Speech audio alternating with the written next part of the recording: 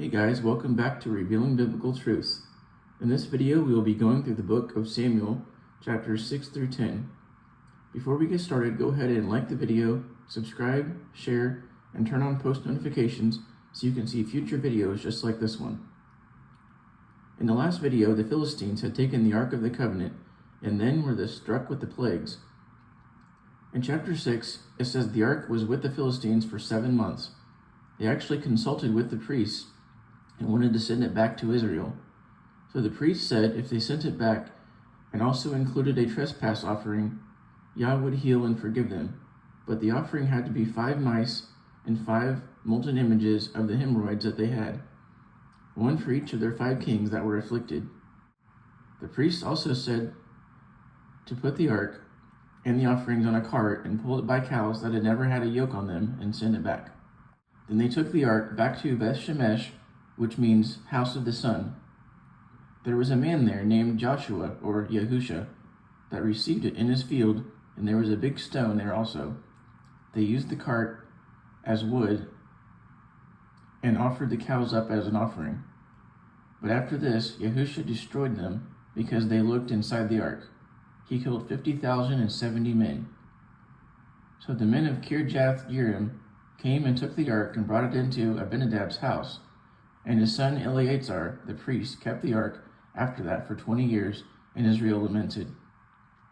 So Samuel said to the Israelites, "If you return to Yahuwah and put away your false gods and Ashtaroth, or idols of false god Ishtar or Easter, he will deliver them out of the Philistines' hand." So they did. They gathered to Mizpah and drew water and fasted that day and repented.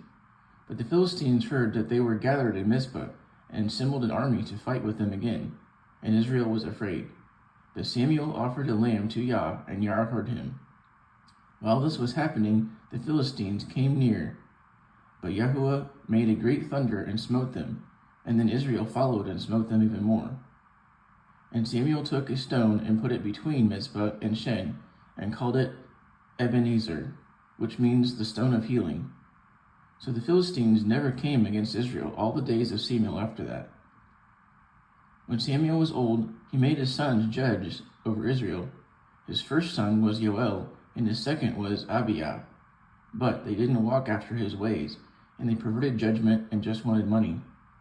So the elders of Israel came to him and said, "Your sons aren't doing good," and they wanted a king instead. So Yah told Samuel to listen to them and to give them a king, because they didn't reject Samuel, they rejected Yahuwah. So Samuel told them what kind of king they were to have. He said he would kidnap their sons and make them his and use them for his chariots and horsemen, and also to be his farmers and gather crops. He would take their daughters and make them cooks and bakers. He would take their land and farms and give them to his own servants. He would take their servants and make them work for him. And you will cry out, but Yah will not hear you. But they insisted on having a king, so he said, "Okay, go back to their cities."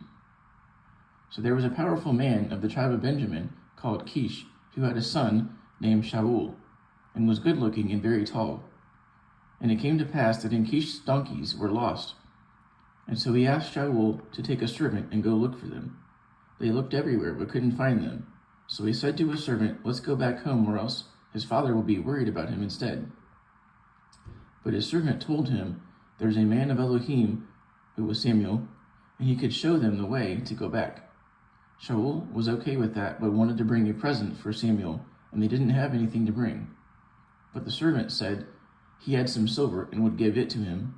So they agreed and went into the city to find him. They came upon some women drawing water and asked them if he was there. They said yes, and to hurry because he was about to make a sacrifice. Now Samuel was told by Yah a day earlier that he would send a man from him, from Benjamin, and he was to be the king.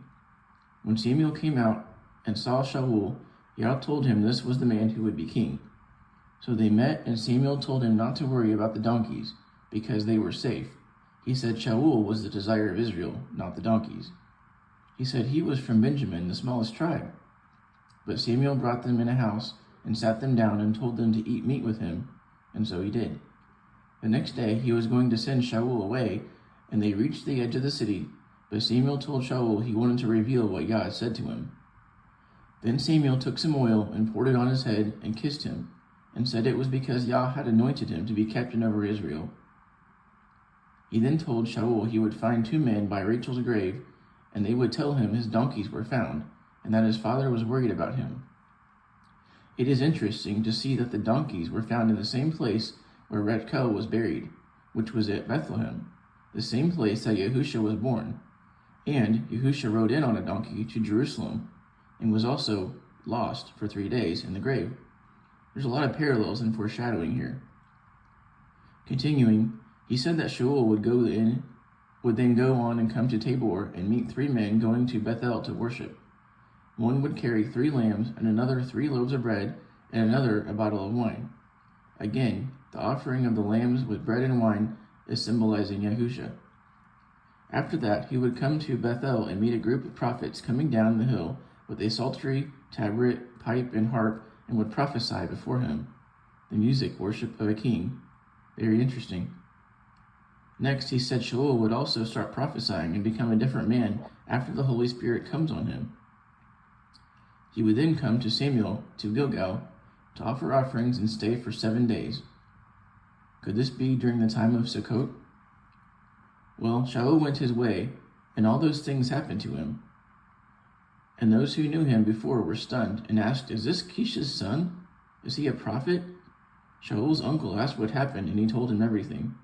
So Samuel gathered all the people of Mizpah and told them, because they had rejected Yah as their God and king, that he gave them Shaul to be their king. And he was presented to the people, and the people rejoiced. So Samuel told everyone to go back home, and Shaul also went home. But the children of Belial, who were evil, mischievous, and homosexual, hated him and didn't bring presents. And that ends this video. Thanks for watching, and until next time, Shalom.